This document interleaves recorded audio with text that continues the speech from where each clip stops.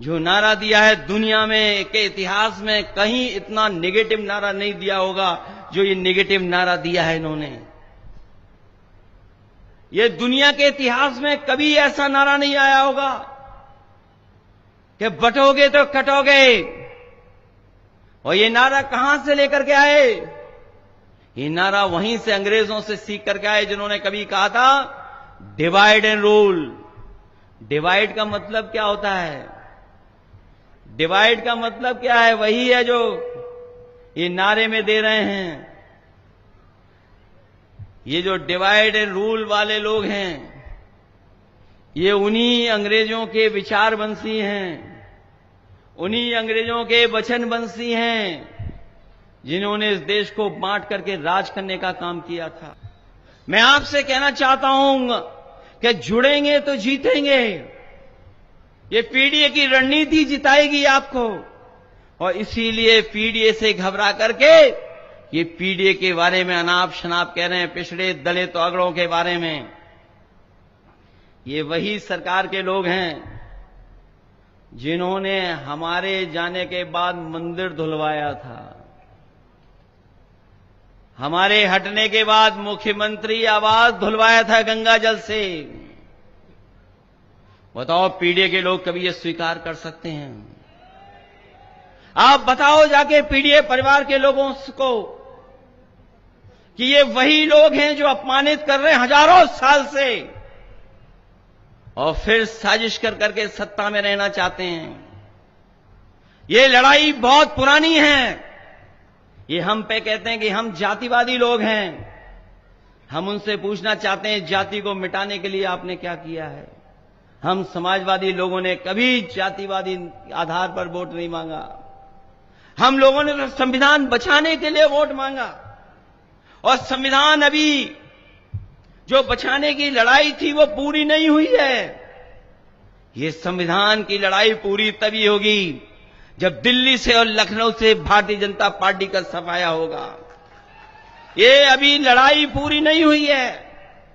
चुनाव हम लोग जीत गए हैं, इनको थोड़ा रोका है हम लोगों ने, लेकिन अभी हटाया नहीं है।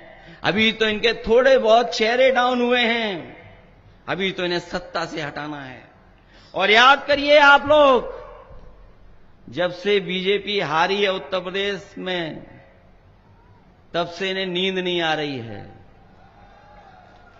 जब ये करवट बदलते हैं तो कभी यूपी याद आ जाती है, यूपी की हार याद आ जाती है, और जब दूसरी करवट सोने की कोशिश बीजेपी करते हैं बीजेपी वाले, तो उन्हें अयोध्या याद आ जाती है।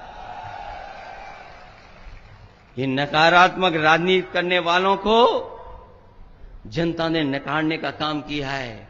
इसलिए संविधान हमारी ढाल है, संविधान हमें सुरक्षा देता है, संविधान हमारी शक्ति है, और संविधान हमारा रक्षा कवच भी है, और संविधान हमारा पीडीए का प्रकाश स्तंभ बनकर के हमें उस रास्ते पे चलने का आह्वान करता है। इसलिए पीडीए पॉजिटिव पॉलिटिक्स है, पीडीए जोड़ने वाली पॉलिटिक्स है। पीडीए हमारे लोगों को, जो गरीब तबके के लोग हैं, उनको आगे बढ़ाने की ताकत है, उनको जोड़ करके आगे चलने की ताकत है।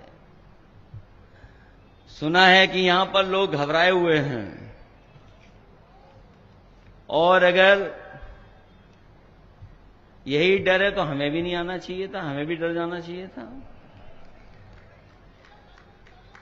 बताओ, आप लोग घबरा जाओगे, डर जाओगे आप लोग? ये चुनाव बताओ किसका चुनाव है? ये चुनाव अब समाजवादी पार्टी का और भविष्य का चुनाव बन गया है। आपके भविष्य का चुनाव है, समाजवादी पार्टी का चुनाव है। और जो ज्यादा घूम घूम करके न जाने क्या क्या कह रहे हैं, हमें बता रहे हैं हम माफिया हैं, गुंडे हैं, अपराधियों का साथ देते हैं। मुझे लगता है सरकार वाले कभी आईना देख करके घर से नहीं निकलते हैं। जो लोग हमें माफिया बोल रहे हैं, जो हमें न जाने क्या क्या बोल रहे हैं, वो जब घर से निकलते होंगे तो शायद आईना देख करके निकलते नहीं हैं। और जो लोग बुलडोजर लेकर के चलते थे, ये पहली सरकार है जिसने सुप्रीम कोर्ट ने जुर्माना लगा दिया है। हाई कोर्ट, सुप्रीम कोर्ट लगातार जुर्माना लगा रहा है, जुर्माना। क्या इनके पास कोई जवाब है इसका कि जुर्माना क्यों लग रहा है सरकार पर? अभी सुप्रीम कोर्ट का जो फैसला आया है उसमें जुर्माना लग गया सरकार को 25 लाख का। पढ़ा है कि नहीं पढ़ा आप लोगों ने? बताओ सुप्रीम कोर्ट ने क्या नहीं कहा इनके खिलाफ? सब कुछ कहा इनके खिलाफ। इसीलिए हम आपसे कहना चाहते हैं संविधान की लड़ाई अभी खत्म नहीं हुई है, क्योंकि ये संस्थाओं पे कब्जा कर करके बैठे हैं। यूनिवर्सिटी कॉलेजों में जहां बैठे लोग हैं वहां पर अभी भी वही काम कर रहे हैं, वही फैसला ले रहे हैं। अभी भी नौकरियां नहीं मिल रही हैं, पीडीए के परिवार के लोगों को नौकरियां नहीं मिल रही हैं। जो कभी उंगली उठाते हैं यूनिवर्सिटी पर, चाहे वो आपकी जौहर यूनिवर्सिटी हो, चाहे एमयू हो, कम से कम जाकर के उन्हें अपना एक्ट पढ़ना चाहिए। ये जो कह रहे हैं कि एक्ट ऐसा है, इसमें पिछड़े दलित और क्यों नहीं शामिल हो रहे हैं, जाकर के एक्ट पढ़ें। जाकर के जिस समय यूनिवर्सिटी बनी थी उस समय यूनिवर्सिटी बनाने का एक्ट क्या था हम भी भूल जाते हैं। वो क्यों पढ़ेंगे? पढ़ाई का तो उससे रिश्ता ही नहीं है कोई। वो क्यों पढ़ेंगे उन चीजों को? और मैं आपसे कहना चाहता हूं, चुनाव के बाद ही हट गए होते। जो हटने वाले उन्हें गुस्सा आप पर नहीं आ रहा है, कहीं और गुस्सा दिखाना चाहते हैं। ये गुस्सा जो आजकल सरकार को है वो अपनी कुर्सी बचाने का गुस्सा है, क्योंकि दिल्ली वालों ने तय कर लिया है कि महाराष्ट्र के चुनाव के बाद इनकी कुर्सी बचेगी नहीं, इनकी कुर्सी छिन जाएगी। दिल्ली गए और चाहते थे अपना कुछ बनवा लें, वो अपना नहीं बना पाए। कार्यवाहक चल रहा है, कार्यवाहक। मैं जब चला जाऊं तो यहां जितने खाकी वर्दी वाले इनसे पूछना, अरे बड़ी दुआएं देते हो कानून व्यवस्था की, बताओ आपका जो सबसे बड़ा अधिकारी होता है वो भी अभी तक कार्यवाहक है, परमानेंट नहीं हो पाया है। और ये पहला कार्यवाहक नहीं है, अभी तक कार्यवाहक चल रहे हैं, कार्यवाहक। तो दिल्ली वाले इंतजार कर रहे हैं, दिल्ली वाले मौका ढूंढ रहे हैं कि कब कुर्सी छीन लें। और आपको मैं भरोसा दिला के जा रहा हूं, देखना महाराष्ट्र में बीजेपी हारेगी और उत्तर प्रदेश में कुर्सी छिन जाएगी। बताओ उसकी घबराहट है कि नहीं है? इन पे घबराहट है इन्हें, अपनी कुर्सी बचाना चाहते हैं। कुर्सी तो तभी चली गई होती जब इन्हें लगा कि ये नुजूल की जमीन मुसलमान भाइयों की जमीन है। इन्हें हर उर्दू की चीज मुसलमान भाइयों की नजर आती है। उन्होंने सोचा कि नजूल मतलब सब मुस्लिम भाइयों की जमीन है। जब इकट्ठे विधायक हुए कि अगर ये कानून वापस नहीं लोगे तो हम आपकी कुर्सी छीन लेंगे, इन्होंने तुरंत वो कानून वापस ले लिया है। कानून वापस लेना पड़ा कि नहीं लेना पड़ा कानून? जो लोग लॉ एंड ऑर्डर की बात कर रहे हैं, मुझे बनारस से खबर मिली कि किसी बिल्डिंग में जुआ चल रहा था।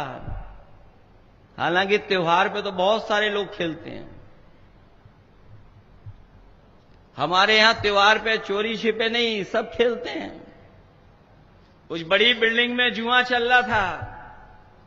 एक पुलिस इंस्पेक्टर गए और जुआ खेलने वालों का 40 लाख रुपए लेकर के गुल हो गए। 40 लाख रुपए ले आए।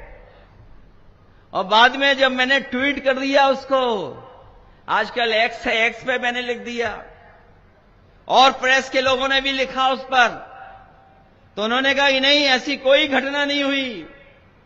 मैं बधाई देना चाहता हूं, इस समय पे भी कुछ पत्रकार हैं निष्पक्ष, उन्होंने सीसीटीवी के फुटेज जारी कर दिए। उसमें पता लगा कि इंस्पेक्टर साहब एक बड़ा सा बैग लेकर के जा रहे थे।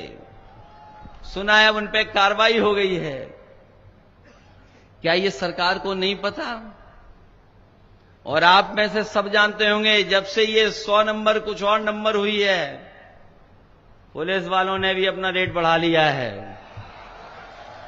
ये 100 नंबर, ये जितने लोग खड़े हैं प्रशासन के लोग, ये सब जानते होंगे कि ये 100 नंबर बनाया गया था इनकी सुविधा के लिए और जनता की सेवा के लिए। फोन करो, पुलिस मदद के लिए आ जाए। अब तो फोन करो, पुलिस लूटने आ रही है। ये कौन बदल रहा है ये प्रशासन को? क्या सरकार को नहीं पता? इतनी लूट मची हुई है। ये पहले बोरी में से चोरी कर रहे थे, अब पूरी बोरी चोरी हो गई। बताओ, बोरी चोरी हो गई कि नहीं हो गई? ये लोग ऐसे वैसे नहीं कमा रहे हैं। एक बार बड़े अधिकारियों को पता लगा कि एक थाने में बहुत कमाई हो रही है। वो बड़े अधिकारी पहुंच गए उस थाने में, रंगों हाथों पुलिस पकड़ ली। बताओ, रंगों हाथ, रंगे हाथ पकड़ ली पुलिस को। और जानते हो, बताओ क्या कमाई थी उस थाने की?